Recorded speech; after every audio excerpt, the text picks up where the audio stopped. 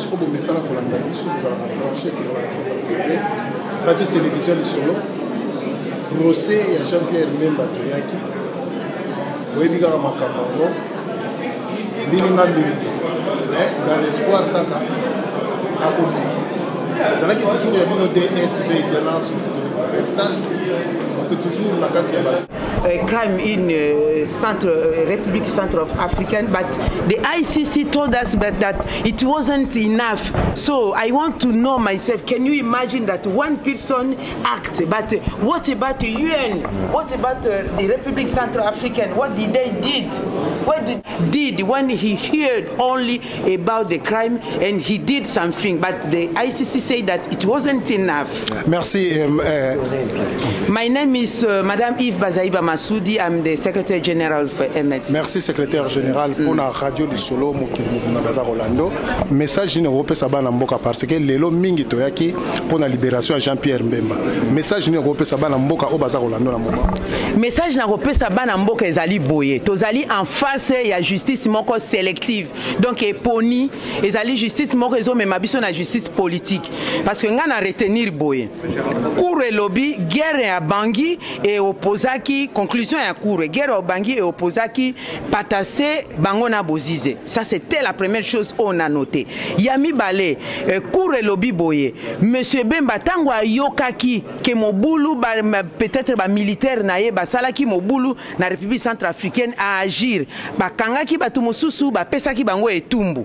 Alors cour pe lobby que monsieur Bemba alongwaki na Bangi na Kinshasa na Gbadolite akendeki tina Bangi kokutana na monsieur Babacar Sissé général représentant des Nations Unies akutani pe na président ya République centrafricaine asololi pe na ba troupe ko pekisa bango alingi koyoka makama mobulute mais makamwana nyonso kura lobi asalaki mais asalaki yango muke il a fallu asala mingi lokola asali mingi te yango wana balobi ki azali coupable posoka asala ka mingi makambo linga na République centrafricaine te. Alors question nanga nazotuna ye asalaki ye comme individu okanda pe asololi na bango basali le côté République centrafricaine tout un état basalaki nini basali le côté et puis cour alobi que ba troupe bakende kuna à la demande de la République centrafricaine ye comme individu asali ba Nations Unies basali le côté mais balobi azali coupable. Donc siko monsieur Bemba comme Superman à l'équipe même Nations Unies na capacité à l'équipe même République lokola République centrafricaine na capacité yango na tolobi que toko sale la droit na biso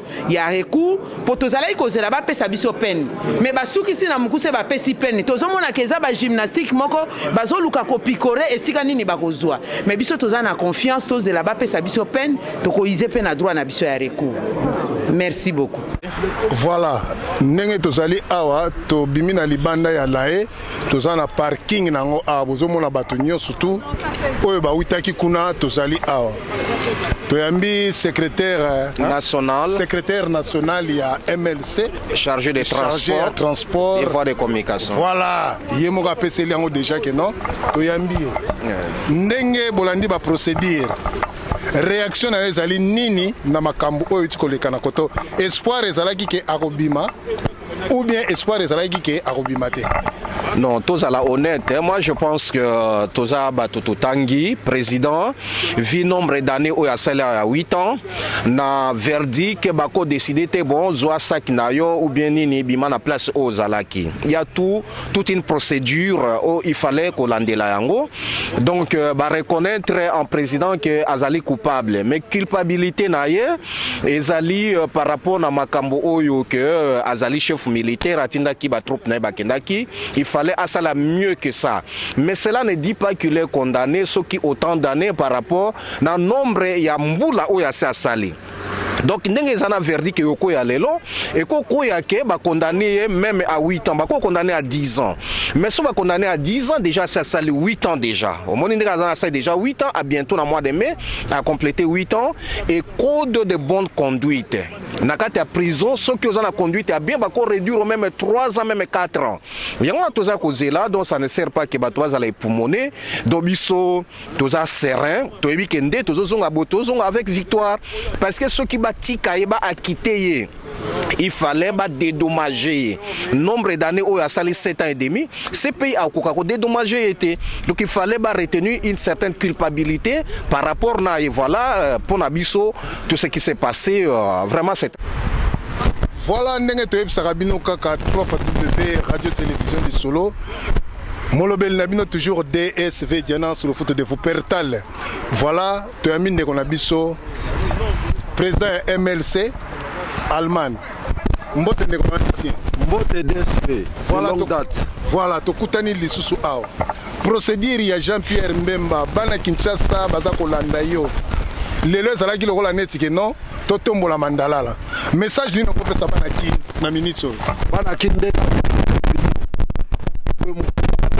donc contrôler Zamba ya République démocratique du Congo. Baza ya kobanga. Mais bobanga te oza mangungu ya pamba. Toyebi procès ndenge ezotambolela. Toko expliquer binongo, toko éclaircir binongo na lingala pour comprendre. Ata ba reconnaître coupable. Ba reconnaître coupable selon article oyo bazo jugele na yango.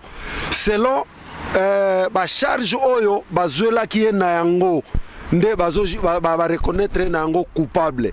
Bokoye ba peine na yango. Bazo ko reconnaître coupable, cela veut dire que ba soldat na ye, ba acte ba soldat na ye ba sala ki voilà. Ba reconnaître coupable et ye comme chef hiérarchique militaire, il aurait dû asengela ki koyeba que ba soldat na ye bazo sala mobulu kuna asala plus mieux que oye asalaki. Bango balobi oye asalaki ezaki muke, il fallait asala au-delà de là. Mais na ba analyse na biso tozomona ke ezala un procès politique na marque kaka ko kambo matoi ke bukolo koma mokonzi atinda litu ba soda na libanda te po ba soda libanda basali biso pasi ya trop ye atinda su ba soda libanda te. Mais tozobanga peine oyo koyate po Jean-Pierre Bemba azalaki un homme honnête na mikanda nyonso ezalaki na mikanda peine tango koya bino moko bomona ke bazo luka kaka raison ya koluka neni ya ko 8 ans ba retenir ye awa bobanga te mutema na se bitumbe ya makasi ndenge mokonzi na ngai Fidèle Babala uti koloba to sala nde effort MLC evimba ekemba ekuba po lobby bokoyoka peine ekobima ezaka ndenge nini na ko justifier 8 ans ba retenir ye awa eza nango politique. Donc bobanga eloko moko te ba élection oyo mokonzi ya banyama kozala Igwe de la Forêt. Merci. Bandeko o bozali kotala vidéo ya Maître Kilolo avocat ya Jean-Pierre Mbemba.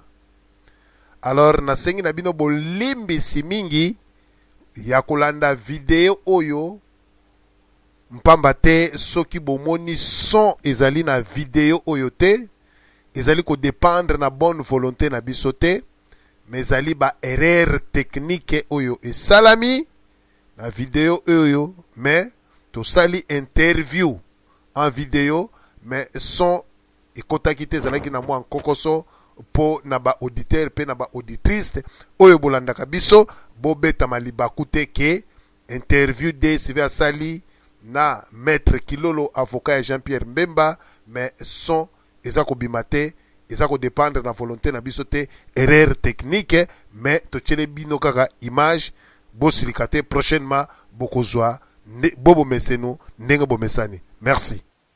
Bandeko o bozali kotala vidéo ya Maître Kilolo avocat ya Jean-Pierre Mbemba. Alors nasengi na bino bolimbisi mingi ya kolanda vidéo oyo mpamba te soki bomoni son ezali na vidéo oyo te ezali ko dépendre na bonne volonté na biso te mais ezali ba erreur technique oyo esalami na vidéo oyo mais tosali interview en vidéo mais son ekotaki te ezalaki na mwa nkokoso po na ba auditeur pe na ba auditrice oyo bolandaka biso bobeta malibaku te ke interview DSV asali na Maître Kilolo avocat ya Jean-Pierre Mbemba mais son eza kobima te eza ko dépendre na volonté na biso te erreur technique mais totiele bino kaka image bosilika te prochainement bokozwa bobo mesenu ndenge bomesani. Merci.